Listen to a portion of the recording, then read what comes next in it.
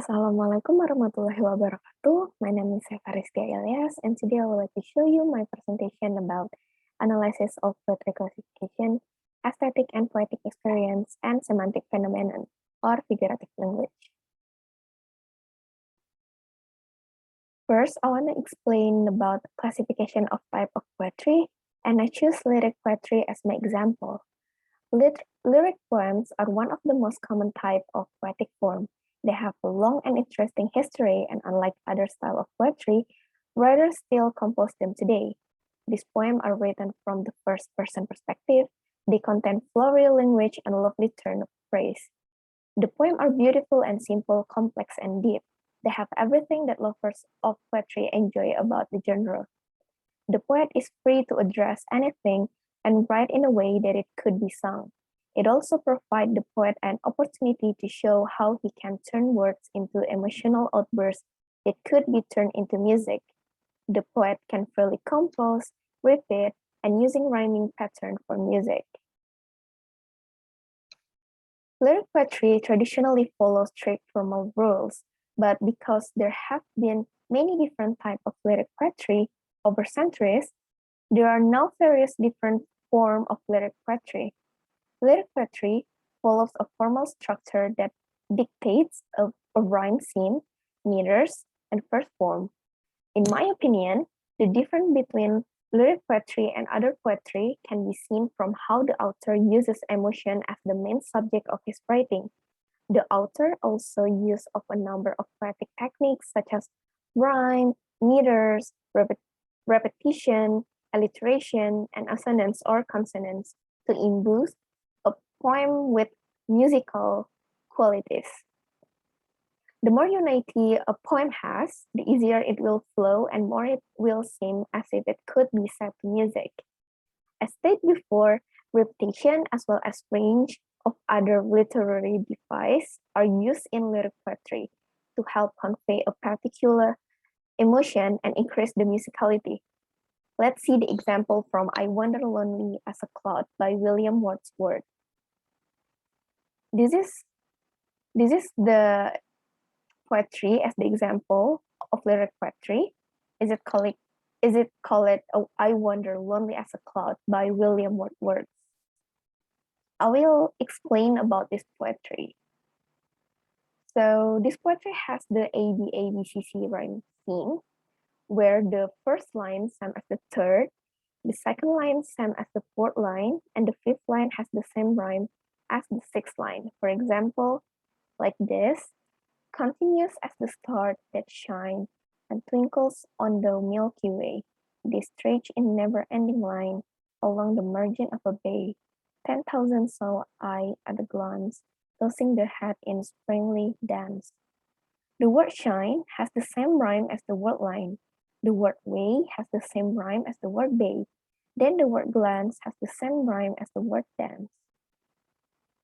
Next is the meter of this poetry is iambic tetrameters, which means there are 4 feet per line, or each unstressed syllable is followed by a stressed syllable.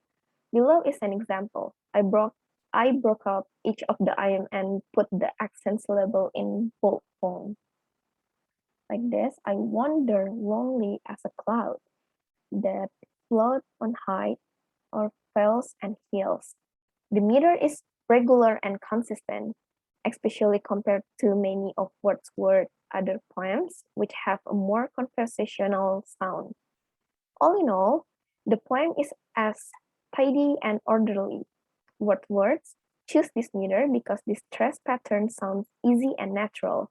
It fits his romantic notion that poetic language should avoid artificiality.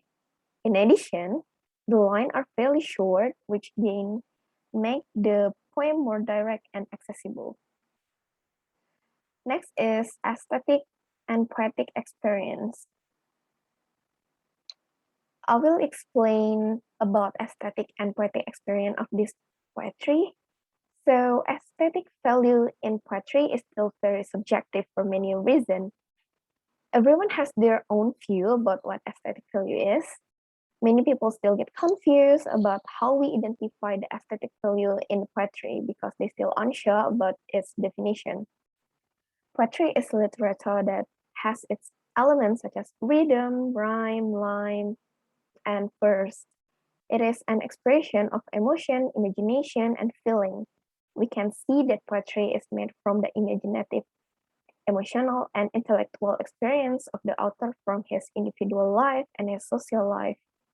We can see from the words used by the author in the poetry and the background of the author life.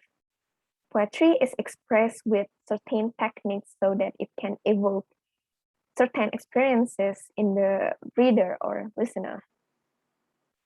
According to Endraswara, aesthetic studies only focus on the aspect that cause the work literature to be beautiful and attractive. According to Welleck and Warren, aesthetic studies is a study of literature that focuses on the intrinsic element, which is interesting and fun. Based on that, aesthetic value in a poem are the value that appear based on the result of the assessment on the intrinsic elements of the poetry that cause poetry to have its beauty. The aesthetic of poetry can be seen from the rhymes, rhythm, and the figurative language or word choice. In poetry, there are thought, ideas, emotion, form, and impression. Thus, it can be possible that through these elements, a literary work can be identified with its aesthetic concept. In order to understand more about aesthetic value in poetry, let's try to pay attention in poetry before. As we can see, the aesthetic value in poetry contain rhymes and figurative language, like how I explained before. This poetry has ABABCC rhyme.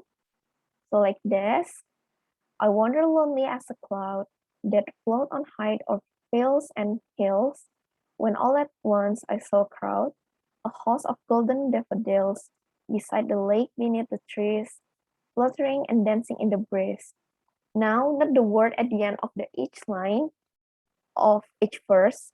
The first and the third line rhyme, the second and the fourth line rhyme, and then the two final line rhyme. There is a pattern, a theme to the rhymes. He illustrates this pattern by assigning small letter to words that rhymes.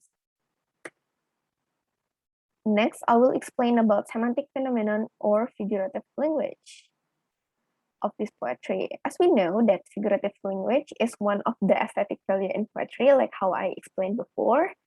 So in this section, I will explain more about what is figurative language. So figurative language is phrasing that goes beyond the literal meaning of word to get a message or point across. Writers and poets use figurative language to build imagery and give word more power. Simile, metaphor, and a host of the other non-literal method of expression help make foreign concepts familiar and graspable. In the poem I Wander Lonely as a Cloud, the poet has used several figures of speech to give it a rhetorical effects such as simile, personification, metaphor, alliteration, assonance, hyperbole, and imagery. They are used to bring richness and clarity to the text. The writers use them to make their text appealing and meaningful. Wordsworth has also made the poem deeper and richer by using this. So first, I will explain about simile. A simile used to compare one object to another to help readers understand and to clarify the meaning using as and like. There are two similes used in this poem. The title itself, I Wander Lonely as a Cloud, uses simile to describe how the poet compares himself to a cloud freely wandering atop the valleys and hills. He compares his loneliness with a single cloud. The second is used in the opening line of the second stanza, continuous as the stars that shine. Here, Wordsworth compares the endless row of daffodils with countless stars. Next is personification. Personification is ascribed human characteristic to an object that is not human in order to achieve a poetic effect. There are 4 personifications used in this poem. First, the poet has personified daffodils in the third line of the poem, such as, when all at once I saw a crowd. The crowd here shows the number of daffodils. And then the second example of personification is used in the second stanzas as tossing their head and springly dance. It shows that daffodils are human that can dance. The third example is the third stanza, such as in the Jacan company. Here, he considered the daffodils as his buoyant company. And the last is the wave beside them dancing. Wordsworth has personified the wave in this line. The next is metaphor and imagery. A metaphor is like a simile, but without connecting words. It simply posits that 2 separate things are the same. Wordsworth has used one metaphor in this poem, in the last stanza, as they flash upon the inward eye. Here, inward eye represent the sweet memory of daffodils. The use of imagery makes the reader visualize the writer's feelings and emotion. Wordsworth has used image appealing to the sense of sight, such as lonely as the cloud, a crowd, never-ending line, Milky Way, and Japan company. This description helped the reader to imagine or feel the same joy felt by the poet. And the next is alliteration and assonance. Alliteration is the repetition of the same consonant sound in the same line of poetry. For example, like this: beside the lake, beneath the trees, and dance with the daffodils. The repetition of the sound B and D in the above line are example of alliteration. And then there is assonance. Assonance is the repetition of vowel sounds in the same line. The sound of A in 10,000 I saw at a glance, and E sound in day stretch in never ending. And the last one is hyperbole. Hyperbole is the use of exaggeration, not to deceive, but to achieve a poetic effect.